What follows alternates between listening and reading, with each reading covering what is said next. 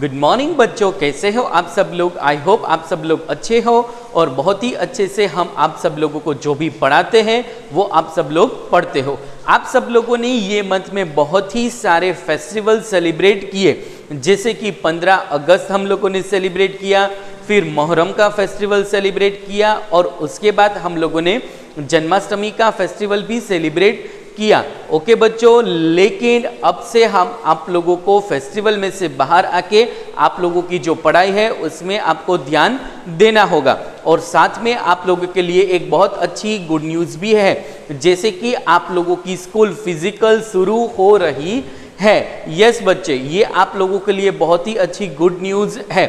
इसीलिए आज मैं आप लोगों को बहुत ही दिनों के बाद मिला हूँ और ये गुड न्यूज़ आप लोगों को बता रहा हूँ। हम लोगों ने स्कूल में से ऑलरेडी आपके पेरेंट्स को कॉल कर दिए थे कि बच्चों की स्कूल फिजिकल शुरू हो रही है और आप लोगों को स्कूल में मिलने के लिए आना है।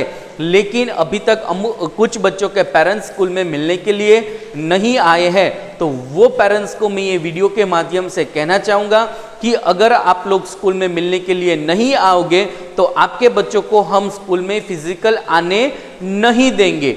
ओके बच्चों, तो ये चीज़, ये मैसेज आपको पेरेंट्स को भी बताना है।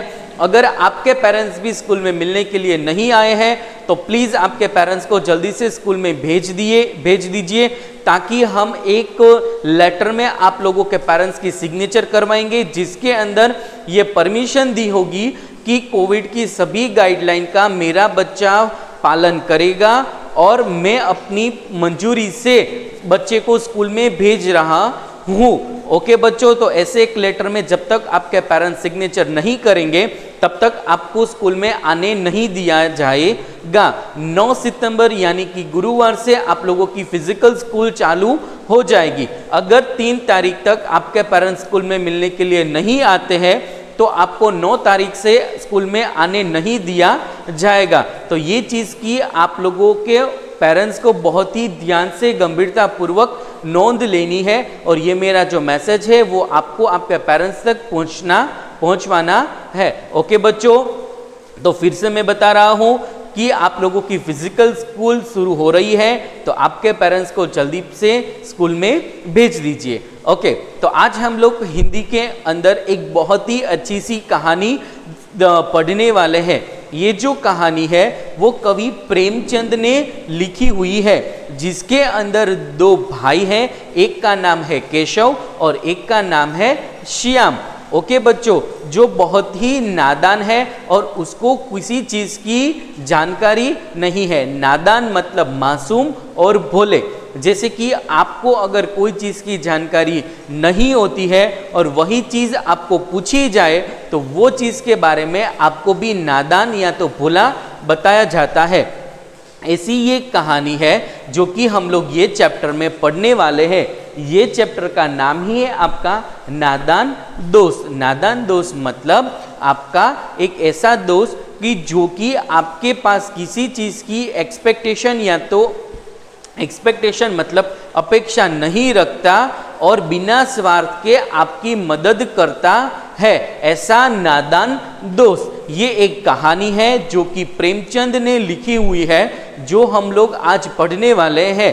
तो सबसे पहले हम लोग कठिन शब्द देखेंगे और उसके बाद हम लोग हमारी कहानी पढ़ेंगे। ओके बच्चों, तो चलो सबसे पहले हम लोग कठिन शब्द देखेंगे।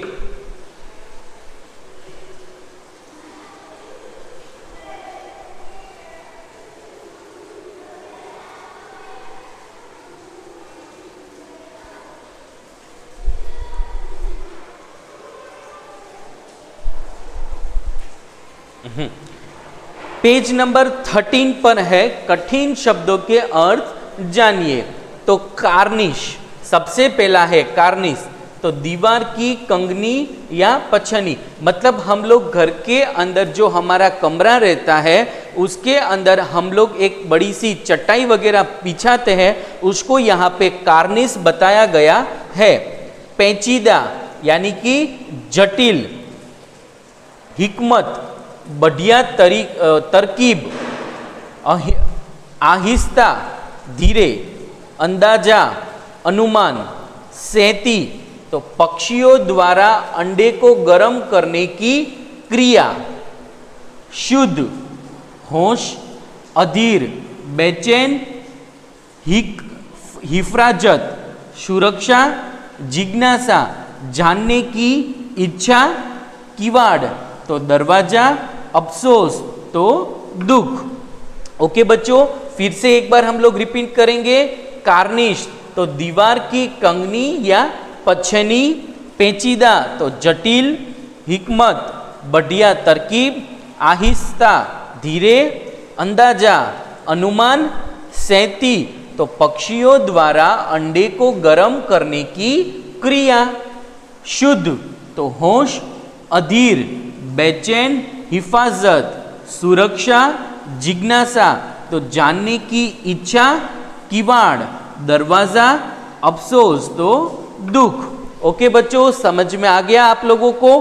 तो ये हम लोगों ने कठिन शब्द यहाँ पे कंप्लीट किए और अभी हम लोग हमारी जो कहानी है वो शुरू करेंगे। लेकिन उससे पहले हम लोग जो पाठ का जो सार है वो पढ़ेंगे और उसके बाद हम लोग हमारी कहानी शुरू करेंगे। प्रस्तुत कहानी में प्रमुख पात्र केशव और श्याम भाई बहन है, जिनके घर की कार्निस पर चिड़िया दंपति ने मतलब एक मेल और एक फीमेल चिड़िया दंपति ने 3 अंडे दिए हैं। मतलब श्याम और केशव एक भाई श्यामा और केशव दोनों भाई बहन हैं और जिनके घर की चटाई के ऊपर चिड़िया दंपति ने 3 अंडे दिए गए हैं। इन अंडों और इनसे निकलने वाले बच्चों को देखने और उन्हें आराम पहुंचाने की चेष्टा में उन्हें किस अपराध बोध का सामना करना पड़ता है, यह कहानी में बड़े ही सरल व रोचक ढंग से बताया गया है।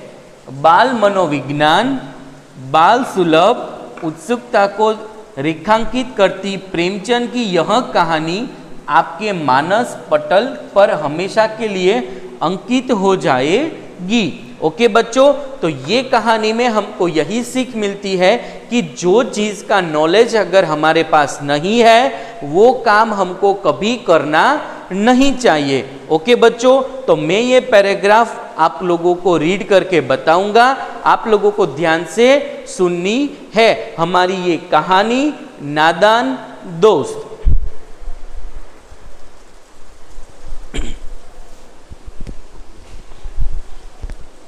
ओके, सभी बच्चे पेज नंबर 8 निकालेंगे। केशव के घर कार्निश के ऊपर एक चिड़िया ने अंडे दिए थे। केशव और उसकी बहन श्यामा दोनों बड़े ध्यान से चिड़िया को वहां आते जाते देखा करती थे। सवेरे दोनों आंखें मलते मतलब हम लोग जब भी सवेरे उठते हैं तब अपनी आंखें के ऊपर अपने हाथ से मलते हैं, वो उसके बारे में यहाँ पे बताया गया है। आंखें मलते कार्निस के सामने पहुंच जाते और चिड़िया दोनों को वहां बैठे पाते। उनको देखने में दोनों बच्चों का मालूम क्या मज़ा मिलता। यहाँ तक उन्हें दूध और जलेबी की सूप भी न रहती, मतलब जलेबी और दूध वो खाने की सूद मतलब उत्सुकता भी न रहती। दोनों के दिल में तरह तरह के सवाल उठते। अंडे कितने बड़े होंगे, किस रंग के होंगे, कितने होंगे, क्या खाते होंगे, इनमें से बच्चे किस तरह निकल आएंगे, बच्चे के पर कैसे निकलेंगे, घोंसला कैसा होगा। लेकिन इन बातों का जवाब देने वाला कोई नहीं था। न अम्मा को घर के काम धंधों से फुर्सत थी, न बाबूजी को पढ़ने लिखने से ज़्यादा। दोनों बच्चे आपस ही में सवाल जवाब करते, अपने दिल को तसल्ली दिया करते थे। ये पैराग्राफ में क्या बताया गया है कि जब उनके घर के कार्निश पे 3 अंडे थे तब वो 3 अंडे को देख के दोनों के मन में तरह तरह के सवाल आते कि भाई बच्चे कब पैदा होंगे, अंडे कितने बड़े होंगे, कौन से रंग के होंगे। लेकिन इतने सारे सवाल उनके मन में थे, फिर भी ये सवाल के जवाब देने के लिए ना तो उसकी मम्मी के पास टाइम था और ना ही उनके पिताजी के पास समय था। श्यामा कहती, क्यों भाई, बच्चे निकलकर फुर्से से उड़ जाएंगे। केशव विद्वानों की भांति गर्व से कहता, नहीं नहीं रे पगली, पहले पर निकलेंगे, बगैर पैरों के बेचारे कैसे उड़ पाएंगे। श्यामा बच्चों को क्या खिलाएगी बेचारी। केशव इस पेचीदा सवाल का कोई जवाब नहीं दे पाता था। इस तरह 3-4 दिन गुजर गए। दोनों बच्चों की जिज्ञासा दिन प्रतिदिन बढ़ती जा रही थी। मतलब ऐसे सवालों और विचार करते करते 3-4 दिन निकल गए और दोनों बच्चों की जिज्ञासा मतलब उत्सुकता दोनों बच्चों की बढ़ती गई। अंडे को देखने के लिए वे अधीर हो उठते थे। उन्होंने अनुमान लगाया कि अब बच्चे जरूर निकल आएंगे। बच्चों के भोजन का सवाल उनके सामने आ खड़ा हुआ। चिड़िया बेचारी इतना दाना कहाँ से लाएगी कि सारे बच्चे का पेट भरे। गरीब बच्चे भूख के मारे चूं चूं करके मर जाएंगे। इस मुसीबत का अंदाजा करके दोनों घबरा उठे। दोनों ने फैसला किया कि कार्निस पर थोड़ा सा दाना रख दिया जाए। श्यामा खुश होकर बोली, तब तो चिड़िया को दाने के लिए कहीं उड़कर न जाना पड़ेगा। न केशव नहीं, तब क्यों जाएंगी। श्यामा, क्यों भाई, बच्चे को धूप न लगती होगी। केशव का ध्यान इस तफलीक की तरफ न गया था। बोला, ज़रूर तफलीक हो रही होगी, बेचारे प्यास के मारे तड़प रहे होंगे। ऊपर छाया भी तो नहीं है। आखिर यह फैसला हुआ कि घोंसले के ऊपर कपड़े की छत बना देनी चाहिए। पानी की प्याली और थोड़े से चावल रख देना का प्रयास भी स्वीकृत हो गया। मतलब दोनों के मन में इतने सारे सवाल थे और वो सवाल के जवाब देने के लिए उनके घर में कोई ही नहीं था। दोनों के मन में और सवाल आने लगे कि अगर बच्चे जब बाहर निकलेंगे तब वो क्या खाएंगे, चिड़िया कहाँ से इतने बच्चों के लिए खाना लाएगी, और बच्चों जो अंडे का घोंसला था वो बाहर धूप में था। तो दोनों के मन में ये भी सवाल आया कि अगर मान लो कि हम लोग धूप में उनको छांव देने के लिए कुछ इंतज़ाम नहीं करेंगे तो वो बच्चे को गर्मी भी लगेगी और प्यास भी लगेगा। तो उन लोगों ने उसके लिए ऐसा सोचा कि उसके ऊपर एक कपड़े की छवि बिछा देंगे और छोटी सी प्याली में, छोटे से ग्लास में पानी भी भरकर रख देंगे। दोनों बच्चे बड़े चाव से काम करने लगे। श्याम की माँ की आँख बचाकर मटके से चावल निकाल लाए। केशव ने पत्थर की प्याली का तेल चुपके से जमीन पर गिरा दिया और उसे खूब साफ करके उसमें पानी भरा। अब चांदनी के लिए कपड़ा कहाँ से आया। फिर ऊपर बगैर छड़ियों के कपड़ा ठहरेगा कैसे और छड़ियाँ खड़ी कैसे होंगी। केशव बड़ी देर तक इसे उबेड़न में रहा। आखिरकार उसने यह मुश्किल भी हल कर दी। वह श्यामा से बोला, जाकर कूड़ा फेंकने वाली टोकरी उठा लाओ, अम्मा जी को मत दिखाना। श्यामा, वह तो बीच से फटी हुई है, उसमें से धूप न आ जाएगी। केशव ने जुझाकर कहा, तुम टोकरी तो लाओ, मैं उसका सुराख बंद करने की कोई हिकमत मतलब कोई रास्ता निकाल लूँगा। श्यामा दौड़कर कटोरी उठा लाई। केशव ने उससे सुराख में थोड़ा सा कागज ढूंसा दिया और तब कटोरी को एक टहनी से टालकर बोला, देखा ऐसा ही घोंसले के ऊपर आड़ कर दूंगा, तब कैसे धूप आएगी। श्यामा ने दिल में सोचा, भैया कितने चालाक है। गर्मी के दिन थे, बाबूजी दफ्तर गए हुए थे। अम्मा दोनों बच्चों को कमरे में सुलाकर खुद सो गई थी, लेकिन बच्चों की आंख में नींद कहाँ। अम्मा जी को बहलाने के लिए मौके का इंतज़ार कर रहे थे। ज्यां ही मालूम हुआ कि अम्मा जी अच्छी तरह से सो गई, दोनों चुपचाप से उठे और बहुत धीरे से दरवाजे की सिटकर खोलकर बाहर निकल आए। सिटकर मतलब दरवाज़ा है, उसकी जो हम लोग कड़ी लगाते हैं वो कड़ी खोल के दोनों बच्चों दरवाजे के बाहर निकल गए। अंडों के हिफाजत की तैयारी होने लगी। अंडे की हिफाजत मतलब रखवाली की तैयारियां होने लगी। केशव कमरे से एक स्टूल उठा लाया, लेकिन जब उससे काम न चला तो नहाने की चौकी लाकर स्टूल के नीचे रख दी और डरते डरते स्टूल पर चढ़ गया। श्यामा दोनों हाथों से स्टूल पकड़े हुए थी। स्टूल की चारों टांगे बराबर न होने के कारण जिस तरफ ज़्यादा दबाव पड़ता था, स्टूल जरा हिल जाता था। उस वक्त केशव को कितनी तकलीफ उठानी पड़ी थी, यह उसी का दिल जानता था। दोनों हाथों से कार्निस पकड़ लेता और श्यामा को दबी आवाज़ से डांटता, अच्छी तरह से पकड़ वरना उतरकर बहुत मारूंगा। मगर बेचारी श्यामा का दिल तो ऊपर कार्निस पर था। बार बार उसका ध्यान ऊपर चला जाता और हाथ ढीले पड़ जाते। केशव ने ज्यों ही कार्निस पर हाथ रखा, दोनों चिड़िया उड़ गई। केशव ने देखा कार्निस पर थोड़े से तिनके बिछे हुए हैं और उन पर 3 अंडे पड़े हैं। जैसे घोंसले उसने पेड़ों पर देखे थे, वैसा कोई घोंसला नहीं था। श्यामा ने नीचे से पूछा, कितने बच्चे हैं भाई? केशव, 3 अंडे हैं, अभी बच्चे नहीं निकले।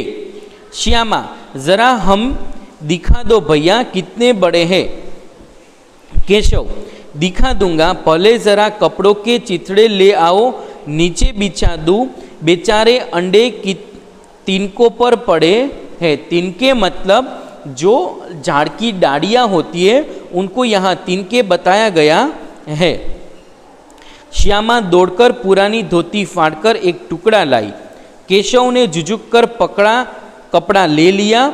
उसके कई तरह के उनसे एक गद्दी बनाई और उसे तिनकों पर बिछाकर 3 अंडे धीरे से ऊपर रख दिए। श्यामा ने फिर कहा, हमको भी दिखा दो भैया। केशव, दिखा दूंगा, पहले जरा वह कटोरी तो दे दो, ऊपर छाया कर दो। श्यामा ने कटोरी नीचे से थमा दी और बोली, अब तुम ऊपर आओ, मैं भी तो देखूं। केशव ने टोकरी को एक टहनी से टाक कर कहा, जाओ दाना और पानी की प्याली ले आओ, मैं ऊपर जाऊं तो तुम दिखा दूंगा। मतलब ये जो पैराग्राफ है उसके ऊपर दोनों भाई और बहन ने मिलके कैसे अंडे को हिफाजत की, अंडे के नीचे कैसे कपड़ा रखा और अंडे को धूप से बचाने के लिए कैसे दोनों दाढ़ी के ऊपर एक कटोरी टांगी, उसके बारे में बताया गया है। केशव ने कटोरी के नीचे दोनों चीज़ें रख दी और आहिस्ता से ऊपर आया। श्यामा ने गिड़गिड़ा कर कहा, अब हमको भी चढ़ा दो भैया। केशव, तुम गिर पड़ोगी। श्यामा, न गिरूंगी भैया, तुम नीचे से पकड़ रखना। केशव, न भाई, कहीं तुम गिर गया तो अम्मा जी मेरी चटनी ही बना डालेगी, कहेंगी कि तुमने ही चढ़ाया था। क्या करेगी देखकर? अब अंडे बड़े आराम से हैं, जब बच्चे निकलेंगे तो उनको पालेंगे। दोनों चिड़िया बार बार कार्निस पर आती थी और बगैर बैठे ही उड़ जाती थी। केशव ने सोचा, हम लोगों के डर से नहीं बैठती। स्टूल उठाकर कमरे में रख आया। चौकी जहाँ रखी थी वहाँ पर रख दी। श्यामा ने आंखों में आंसू भरकर कहा, तुमने मुझे नहीं दिखाया, मैं अम्मा जी से कह दूंगी। केशव, अम्मा जी से कहेगी तो बहुत मारूंगा, कह देता हूँ। श्यामा, तो तुमने मुझे दिखाया क्यों नहीं? केशव, हो जाते तो हो जाते, देख लेना, मैं कह दूंगी। इतने में ही कोठरी का दरवाज़ा खुला और अम्मा ने धूप से आंखों को बचाते हुए कहा, तुम दोनों बाहर कब निकल आए? मैंने कहा था ना कि दोपहर को बाहर मत निकलना। किसने किबाड़ खोला? किबाड़ मतलब दरवाज़ा किसने खोला? किबाड़ केशव ने खोला था, लेकिन श्यामा ने माँ से कहा, माँ से यह बात नहीं कही। उसे डर लगा कि भैया पिट जाएंगे। केशव दिल में काँप रहा था कि कहीं श्यामा कह न दे, अंडे न दिखाई दे। इससे अब उसको श्यामा पर विश्वास न था। श्यामा सिर्फ मोहब्बत के मारे चुप थी या इस कसूर में हिस्सेदार होने की वजह से इसका फैसला नहीं किया जा सकता था। शायद दोनों ही बीते थे। माँ ने दोनों को डांट डांट पर फिर कमरे में बंद कर दिया और आप धीरे धीरे उन्हें पंखा जलने लगी। अभी सिर्फ 2 बजे थे। बाहर तेज लू चल रही थी। अब की दोनों बच्चों को नींद आ गई। 4 बजे याकायाक श्यामा की नींद खुली। याकायाक मतलब अचानक। किबाड़ खुले हुए थे। वह दौड़ती हुई कार्निस के पास आई और ऊपर की तरफ ताकने लगी। टोकरी का पता न था। संयोग से उसकी नज़र नीचे गई तो वह लटके पांव दौड़ती हुई कमरे में जाकर जोर से बोली, भाइया, अंडे तो नीचे पड़े हैं, बच्चे उड़ गए।